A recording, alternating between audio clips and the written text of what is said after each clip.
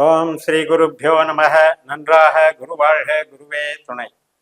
பரபிரம்ம ருத்ரகாயத்ரி ஞானஸ்தலத்து நண்பர்களுக்கு வணக்கங்களும் வாழ்த்துக்களும். இந்த பதிவு கும்பலக்ன நண்பர்களுக்கு 7 நாட்களுக்கான பலன். பிப்ரவரி 10 முதல் பிப்ரவரி 16 வரை, சனிக்கிழமையிலிருந்து வெள்ளிக்கிழமை வரை நம்முடைய கும்பலக்னத்திற்கு சந்திரன் செல்லக்கூடிய நட்சத்திரங்கள் ரீதியாக நமக்கு என்ன பலன்கள் என்று பார்க்கிறோம். இப்போ நம்ம ராசி அப்படிங்கிறத எடுத்துக்கிட்டு நிறைய பேர் கன்ஃபியூஸ் பண்ணிக்கிறீங்க. அந்த கும்பம்ங்கிறதுல 3 நட்சத்திரம் கொடுத்துருக்குன்னா அந்த ராசிக்குள்ள அந்த 3 நட்சத்திரம் இருக்குன்னு அர்த்தம்.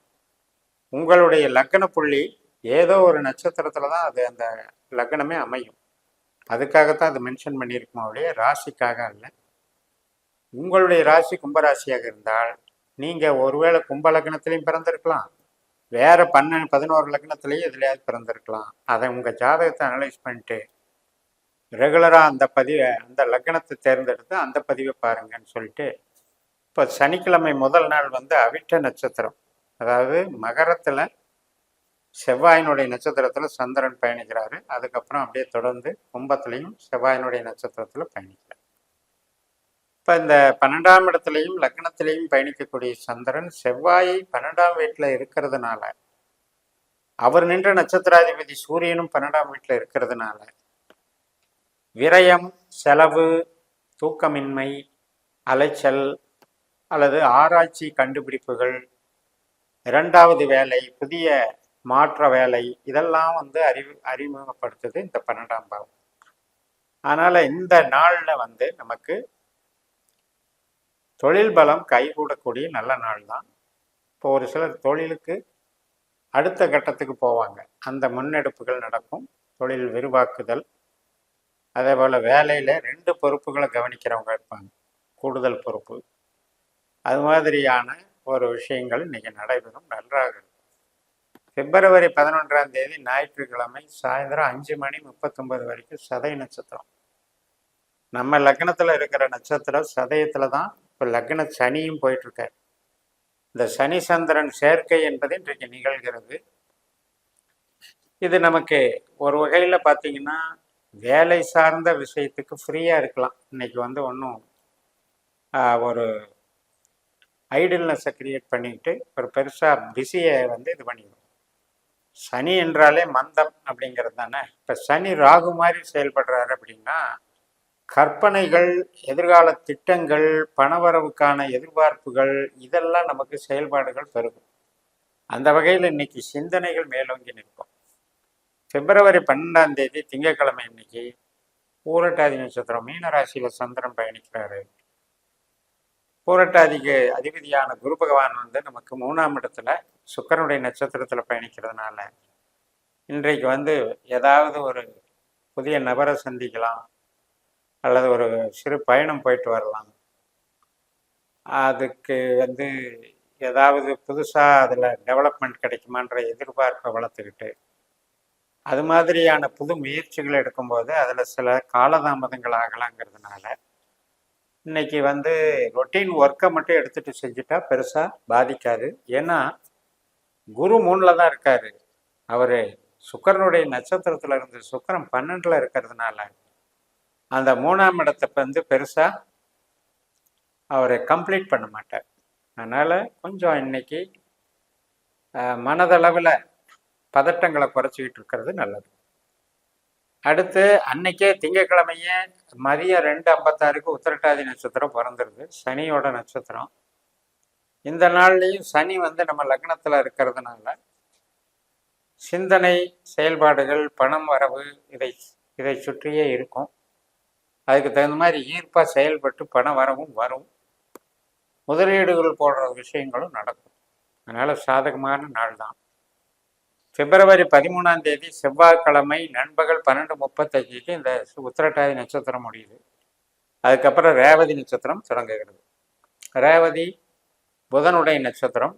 புதனும் 12ல் இருக்காரு, சூரியனுடைய நட்சத்திரத்தில் இருக்கிறதுனால தொழிலுக்கும் வேலைக்கும், அடுத்த வேலைக்கு ஜாயின் பண்ணுறதுக்கும், வெளிநாட்டு வேலைக்கும் இதெல்லாம் சாதகமாக செயல்படக்கூடிய நல்ல அமைப்பு. அதே நேரத்தில் சுப செலவுகள் நடக்கும். குழந்தைகள் சார்ந்து கொஞ்சம் கவனமாக இருக்கணும்.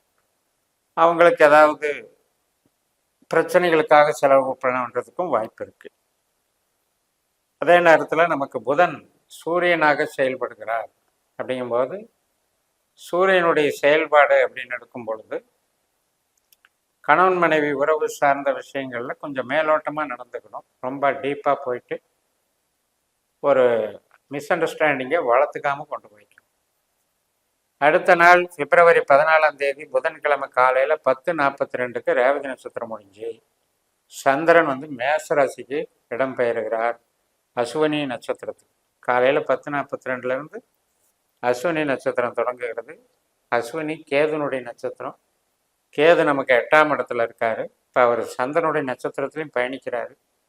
அதனால சந்திரன் கேது நட்சத்திர பரிவர்த்தனையாக இன்றைக்கு செயல்படுவதனால நம்ம எதையாவது சொல்லணும்னு நினச்சி பேசி அதை வேற விதமாக அர்த்தம் பண்ணிக்கிட்டு அதனால அவங்களுக்கு நம்ம மேலே அபிப்பிராயங்கள் வேற மாதிரி பாதிக்கிறதுக்கும் அது குடும்ப உறுப்பினர்கள்ட்டையும் அல்லது வெளி உறுப்பினர்கள்ட்டையும் கம்யூனிகேஷன் எரர்னு சொல்லுவோம். கம்யூனிகேஷன் ஃபால்ட்டு நடக்கிறதுக்கு வாய்ப்பு இருக்கு.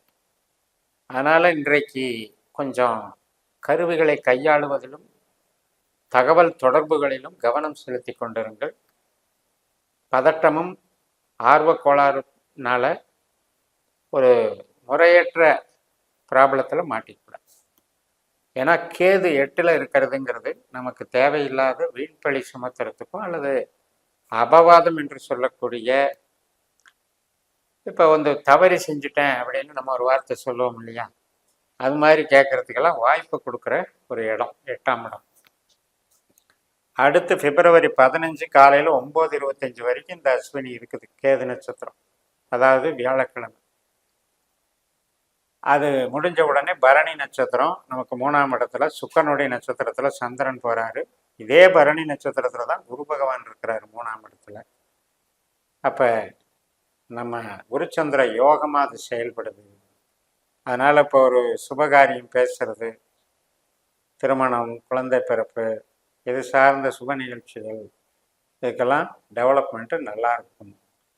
சுக்கிரனும் நமக்கு 12ஆம் வீட்டில் இருக்கிறதுனால இன்றைய நாளில் நமக்கு என்ன அப்படின்னா, இந்த 12ஆம் இடம் என்பது ஏதாவது ஒரு வகையில் சுப செலவுகளை உண்டு பண்ணும் அல்லது அட்லீஸ்ட் ஒரு பிரயாணத்துக்கு ரெடி பண்ணும்.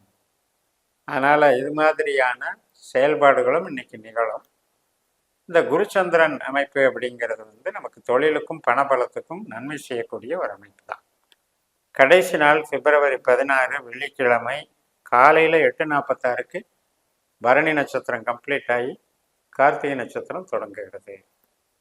அப்போ இன்னைக்கு முழுக்க முழுக்க சூரியனுடைய ஆதிக்கம்.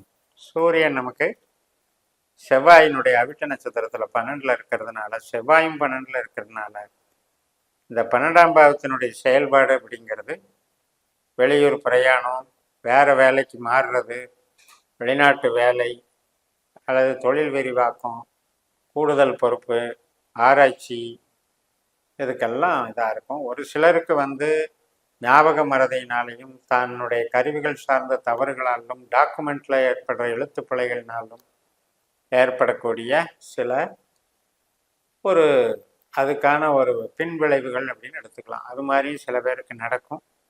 அரசு வழியில் ராஜ தண்டனைன்னு ஒன்று இருக்குது இல்லையா, அரசு அதிகாரிகள் மேலேயே இப்போ நம்மளுக்கு ஏதாவது கம்ப்ளைண்ட் அதன் மேலே நடவடிக்கை எடுக்கிறாங்க இல்லையா, அது மாதிரி விஷயங்களுக்கும் இன்னைக்கு கொஞ்சம் எச்சரிக்கையாக இருக்கணும்.